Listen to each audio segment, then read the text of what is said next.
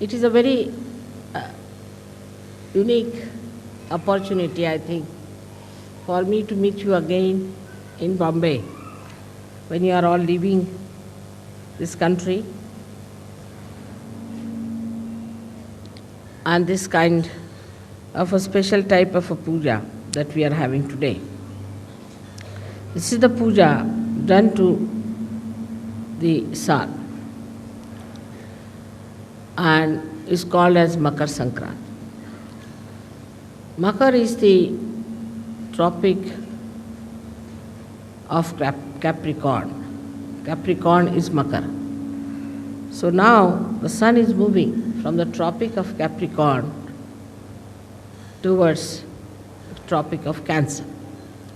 And it's always a fixed date because it has something to do with the sun. This is the only date which is fixed in Indian calendar because they have to deal with the sun. But this time I don't know why, what has happened that they have put it on the 15th of this month. It's always the 14th. Now, today is they are changing. I would say that the seasons are going to be changed. We've got 6 months when this sun moves towards the southern hemisphere and makes it warm. And when it comes to the northern hemisphere from tomorrow. So today is the last day, which we say that is the day which is the coldest day, according to Indian understanding. After this, the heat will start growing, and we can do anything that is auspicious, any auspicious things can be done after this puja is over during the summertime. Though it's very hot in summer, still people want the sun to rule us and to give us warmth because of him only all the fields and all the vegetables, all the fruits, everything grows. And that's why when the 6 months the sun is not here, we call it as Sankrant, meaning a calamity in a way. That is when, of course, in the European countries or say in England, America, it is a calamity at that time when the sun is not there. But even here, it is regarded as a time. Today is the day that the end of the Sankrant, means the end of the calamity is over. And they give something sweet to eat, which is also mixed with sesame seeds. Because sesame seed is heat-giving, so today being the hottest day, coldest day, they want to give sesame seed. Also want you to retain the heat and to adjust yourself to the heat that's coming up. This is all thought of in a way, in a very gross level, on a very gross level, that we should keep the people warm enough. Also, it is said that the warmth of love should be expressed at this time for people because it's the coldest day. So they say that we give you this special thing for you to say something sweet, that is god bola, means you say something sweet to us. And the people who live in warm countries are sweeter people than the people who live in colder places, because the nature is rather very unkind to them. I don't blame them for their temperament, because the nature is one kind. In India, you can live anywhere. You can live under a tree, you can live in a forest, anywhere you can live quite happily, as long as there is water to drink and water to bathe. And there's not such a problem as we have to face in the other parts of the world, where if you have to go out of the house, you take about 15-20 minutes to dress yourself up. Here you just can walk out of the house, you can keep your houses open during the summertime, and there's no problem of any kind as far as the nature is concerned. Nature becomes very kind during summertime here because the trees are lush and lot of greenery. People feel very happy during that time. and all the activity becomes more with the sun's energy. But in the West, as you have seen, that the sun is much less.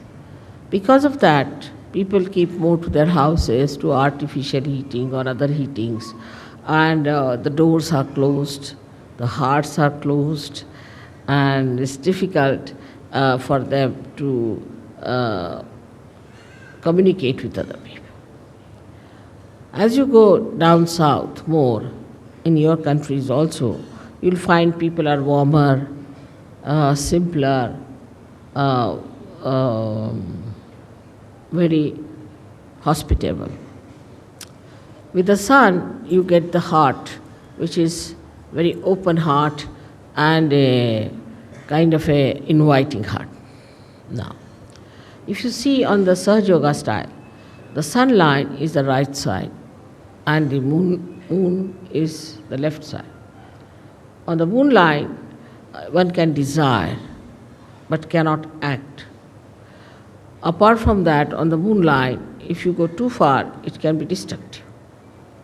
Because if you sit in the house doing nothing, and also these days there's unemployment, say for example, no work, then you start thinking too much. And this thinking is just a desire, energy working out, no action. And without the action, this energy can become very destructive. That is why we find that people, they say that empty mind or is the devil's workshop.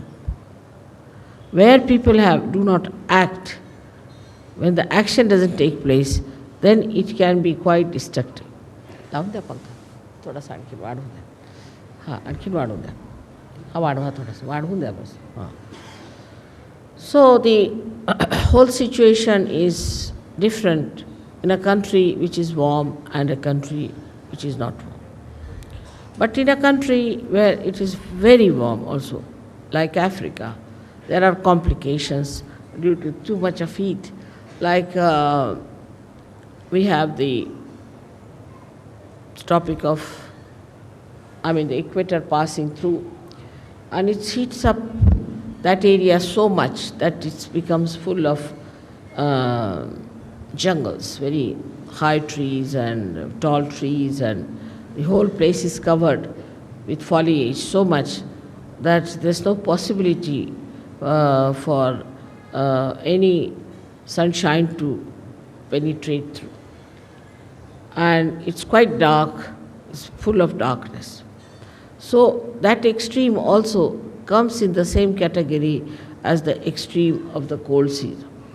Now such people live there, and they naturally, because the sun is less, so they do not grow much, and they can be primitive people, and they can be quite aggressive, like they learn things from the animals, and they could be quite aggressive. So the balance has to be struck. And the balance is that we should desire and act. But the trouble is, in human atmosphere, there is a division of labor, I think. That one part of the country is thinking, another part of the country is acting. Under these circumstances, nothing will work out. So, a balance has to be struck where you have the Sushumna working out. Now, the Sushumna Nadi is the one where one would say is the equator.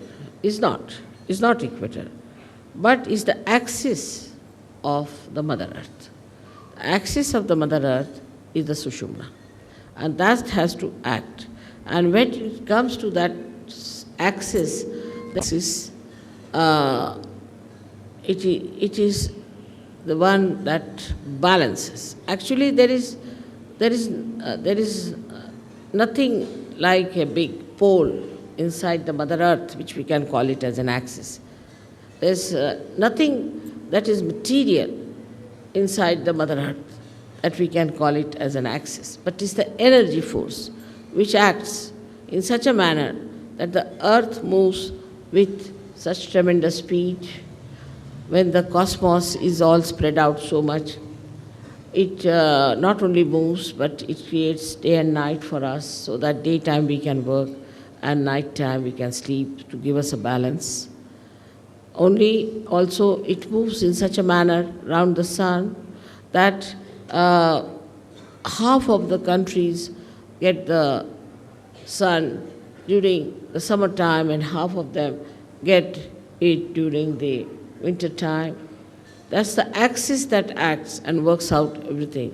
Apart from that, this axis keeps all the distances necessary from other planets and other moving bodies in the cosmos. This axis is the intelligence of the Mother Earth. It is not only the intelligence, but it is the fragrance, and apart from it is the Sushumna Nadi, we can say, of the Mother Earth. Now, through this axis only, all these swambhus and all these great happenings of earthquakes and all that takes place. This axis is the one which moves. It's an energy. We can call it axis as the energy. Moves the lava into different directions and pierces through different areas to create earthquakes and also to have ज्वालामुखी लगा English में volcanoes. And all these things happen because the axis has sense what is to be done. This axis is the one that loves us. Because of this axis, we have seasons. The seasons are created beautifully to give us different varieties of food and varieties of things. The heat of the Mother Earth, if it is lost, then we'll have nothing on this earth. It will be all frozen and there will be all snow and we'll have no food, nothing, and it will be like moon living here. Now it is being specially created. First, the Mother Earth, when it was created through the heat of the sun. So we can say that the sun is the father of the Mother Earth. Then she was brought very close to the moon. So it cooled down, absolutely it cooled down, it was all snow. Then it was brought closer to the sun and moved at a point where life could start working.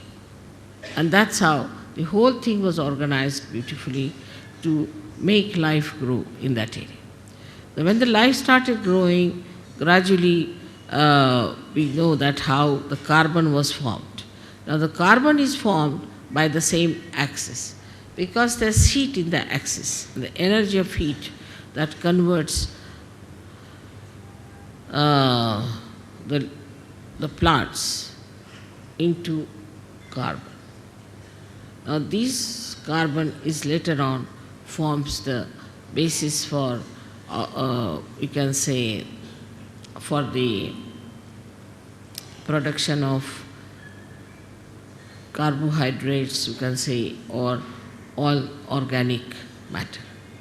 But to create life, we had to have another help, is the nitrogen.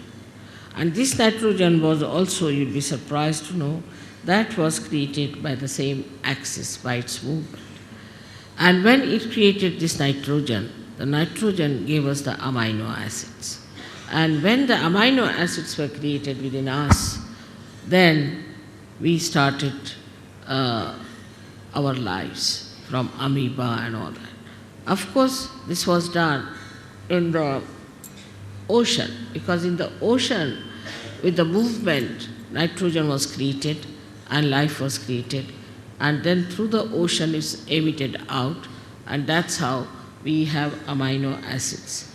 With the amino acids, the formation of amino acids gave us the combinations and permutations, different lives. So in the whole evolutionary process, the Mother Earth has played a very big part through her axis.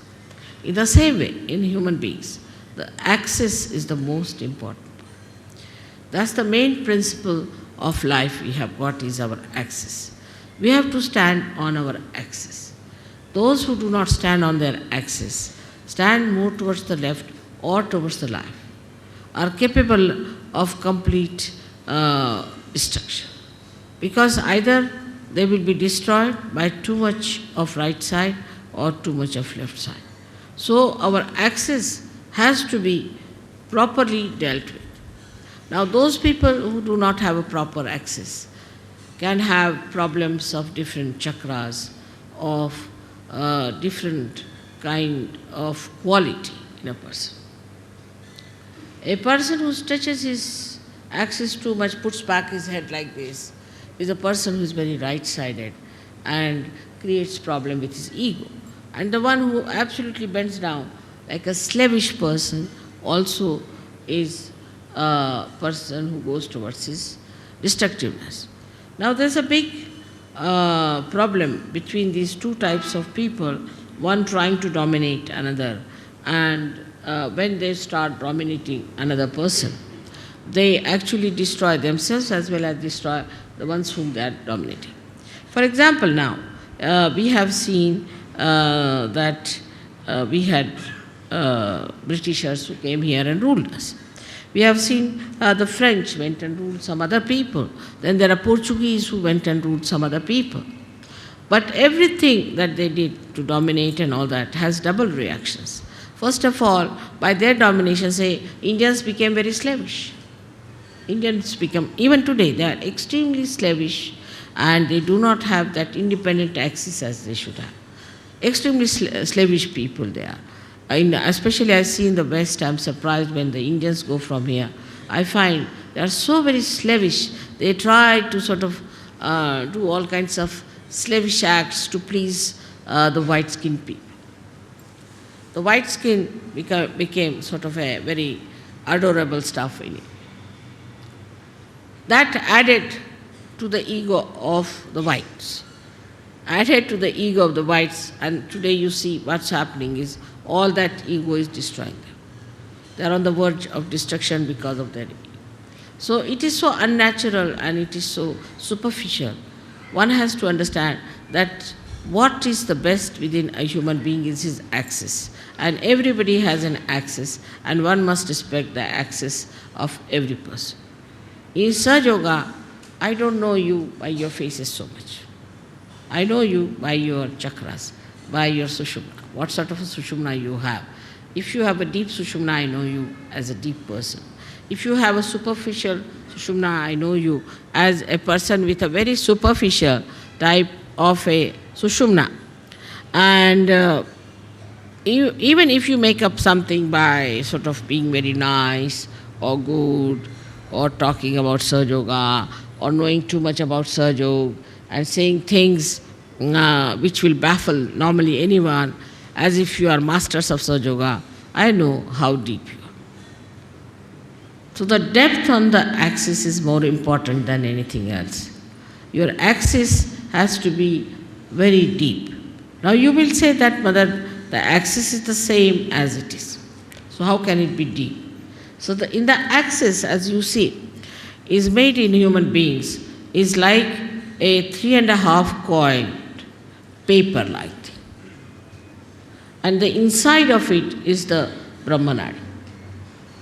The Brahmanadi is a very, very small little, we can call a very, very hair-like thing, where only a hair like Kundalini can pass through.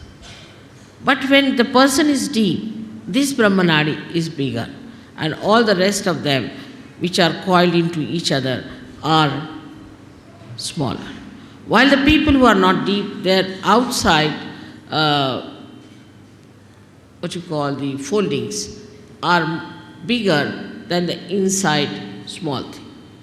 Now such people could be apparently very dynamic, may look very intelligent, may look very smart, may look to be very good looking, or whatever it may be outwardly.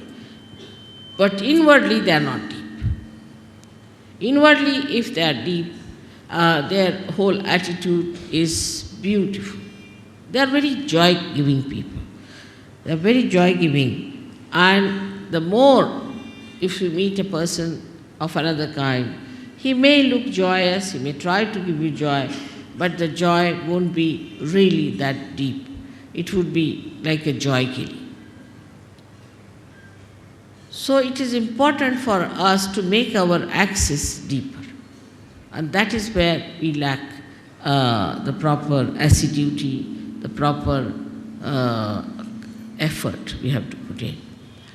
Now some people have automatically very deep axis.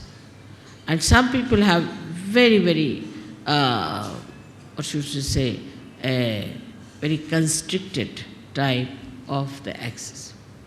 This axis has to be grown. Now when you come for my puja and all that, I do expand it, I agree. But it is a temporary thing. To retain it at that point, one has to work at home, in the collective also.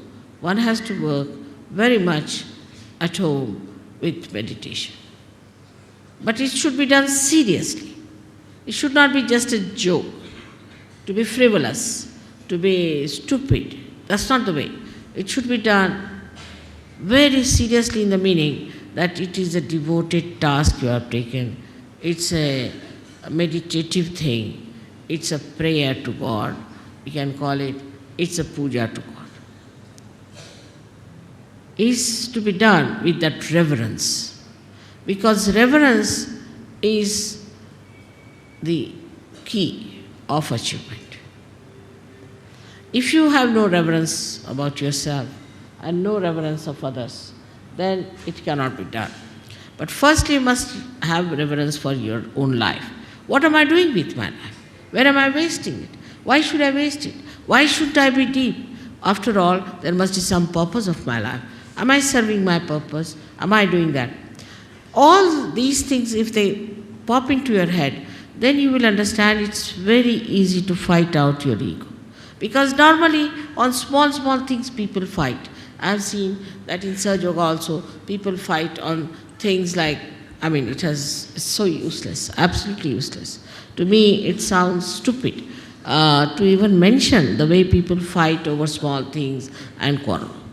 But a deep person, even if he doesn't speak much, even if he doesn't show off much, even if he doesn't sit in the front line, he expresses himself through his depth, because I can work out better through that.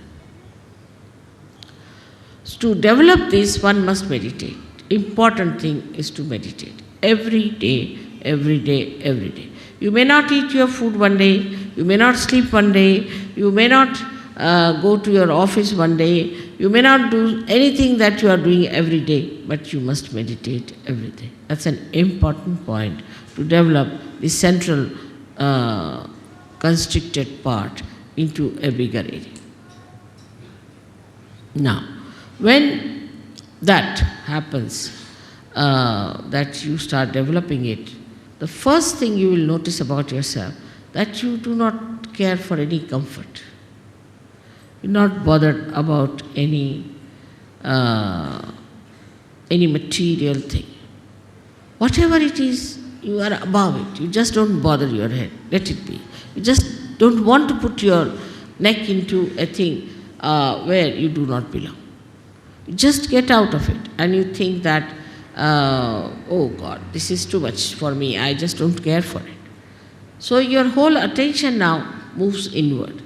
When the attention starts moving inward, then it expands more. This is the inner part, which is called as the Brahmanadi, and starts expanding and expanding. Now, in small things also, say for example, if I have not mentioned somebody and mentioned somebody else, then they feel, oh, why didn't mother mention my name? It's too small a thing that it doesn't matter. As long as you have a deep axis, you are with me, I am with you, absolutely one with each other. But These outward things are, oh, she gave a nice sari to another one, she never gave us a sari, she didn't do this, didn't do that. All those things, if it comes to your head, that means absolutely is true that there is something lacking within you.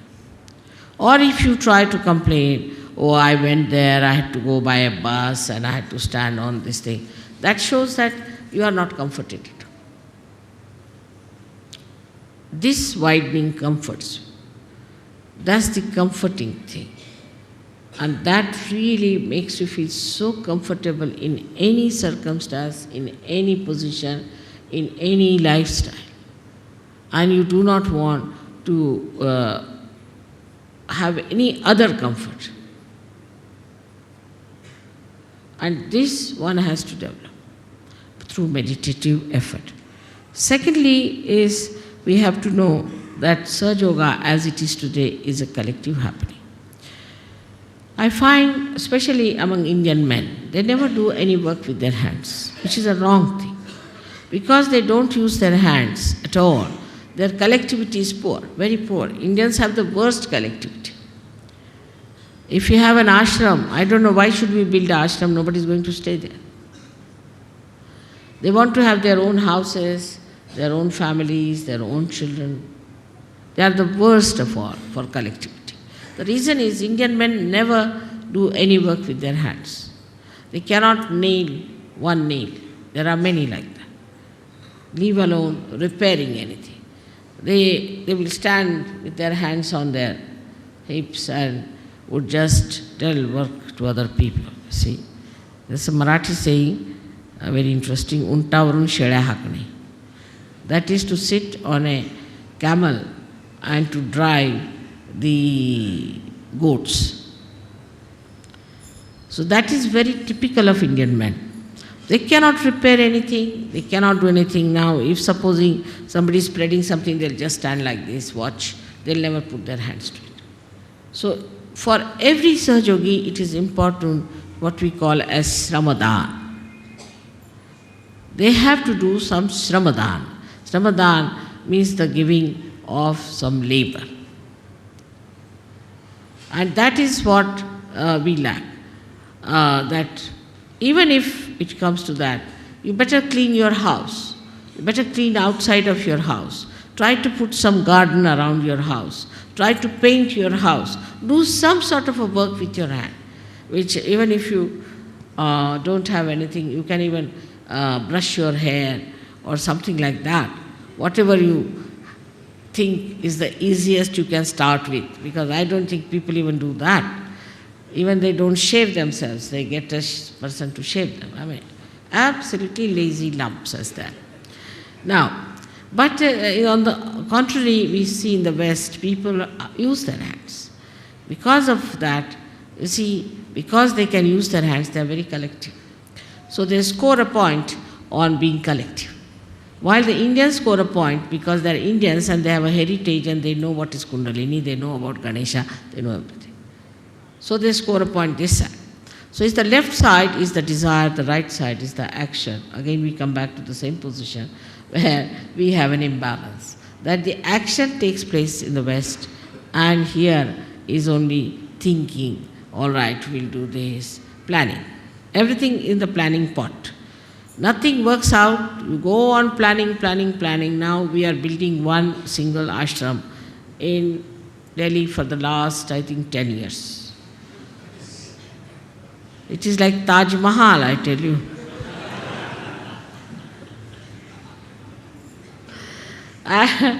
It's so difficult, you see, to understand why they have taken so much time, and it's not a very big place, nothing. But it is not only the Sahajogis, but other factors also. Because everybody is like that. Everything is postponed. Everything is to be done tomorrow. We'll do tomorrow. Then one person will come, another person won't come. Like we used to have in the school, we would get a sum like that or something to solve. That see, there are one house was built. 3 persons came to work and 1 ran away. Then 2 persons came to work and 1 stayed and 2 ran away. And then 5 persons came to work and 2 persons ran away. So when will the house be finished? Never. With such runaways, it can never be finished. It's like that. So this is where we lack collectivity. I was saying that all Indians must find out some place where they could go and plant something. Get hold of some sort of a place where they could go and plant some nice banyan trees, water it together, work it out together. Now the Indian women are that way better. They do a lot of work as far as the cooking is concerned and all that. But the other part is missing. The other part is intelligence. The other part is to think. Now, if all the time what they are thinking, oh, my husband likes this, I must cook this for him. And now, if the husband has to have, say, a lemon with his food, now there's no lemon in the house, this woman would run up and down all over the place to get the lemon for the husband, but otherwise he will not eat the food. Doesn't matter. Once in a while, if he doesn't eat, it's all right. But the women will try, because you see, they must keep they understand one thing, that you must keep their palate all right, then they are quite sensible in India. Because here, they are real tigers, all the husbands are like tigers. So you have to keep them feeding, otherwise, you see, God knows when the tiger will jump on you.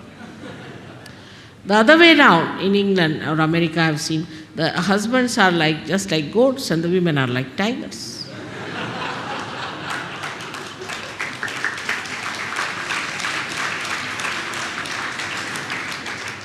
And the westernized Indian women also are like that. And when they go to West, even simple women, I've seen they become like tigresses. Something surprising how they change immediately to the position, even if they may not wear the jeans and all those things, but they become like that. So this imbalancing starts in a human being when he doesn't understand that you have to the axis of the Mother Earth and neither the Capricorn or the Cancer.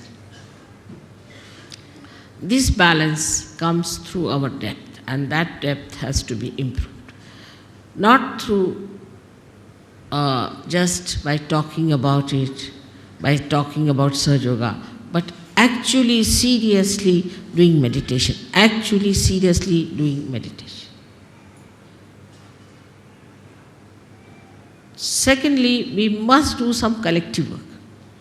Now we have in India, say, architects. They have never touched anything with their own hands. They are sitting and drawing. See, that's all, finished. Now, after the drawing, do what you like. Now, there are problems, practical problems. They cannot nail one nail. All are what we call them as white-collared, pandarpishas. Absolutely useless for any handwork. They cannot do any handwork whatsoever. Even if they have to lift, say, one of these chairs, and stretch them, they cannot do it, normally. So, under these circumstances, one has to understand that we come from a society which is absolutely ruinous as far as collectivity is concerned, so let us be collective. Let us try to do something collective. But the collectivity is so poor in India, so poor, that even they do not treat their wives nicely. They will not talk to their wife nicely, to their children nicely. To them it is absolutely adharmic to be kind to their wives. Now the other side is that the Western people care so much for collectivity that whatever it is they try to compromise and try to keep the family life all right. So it's the true extremes as we have. Despite that, somehow, thanks to the wisdom of Indian women, the family life is going strong. But if you see such men in England, I can tell you, nobody will stand the nonsense that Indian men do to their women here. Absolutely. It cannot be forgiven, the way they behave. So, the balance between the women and men, what is the axis is the home. Home is the axis. In the home, what sort of talks you have? What do you think about? What is your problem? Where is your attention? What do you discuss? That's very important to see. In that you will find out what is going on in the family. Say you are talking ill of each other. If you are telling your child against your husband, husband is telling the wife against, telling the children about against the husband, like that. If it is going on like that, then what happens? That there cannot be the axis which is all right. The axis is love. Axis is love, but not exploitation nor spoiling. Is love. In country like ours, see what is the axis we have? The axis of our country is Adhyatma. We have to now get over this hankering after money, development, this, that. First take to Adhyatma. If people get realization before they are developed, there won't be the problem of creating another America here. We don't have to become communist. We don't have to do anything like that, because communists are just the same as Americans. There's no difference at all in temperament. If American is allowed to stay in Russia, he'll behave the same way as a Russian behaves. And if a Russian is sent to America, he'll behave the same way as the Americans behave. There's no change at all. Now, if the axis of Adhyatma in any country where a person achieves his spiritual ascent becomes the most important thing and is achieved, then any amount of development, any amount of all these things cannot destroy that country, cannot create wars. There will be peace everywhere, there will be enjoyment everywhere. So on this day of Makar Sankranti, let us say now the Sankranti is over and we have to look forward to the new age of a new moon blessing us and the great sun coming over to give us all the energy we need to celebrate the advent of the golden age of SahajaYoga. May God bless you.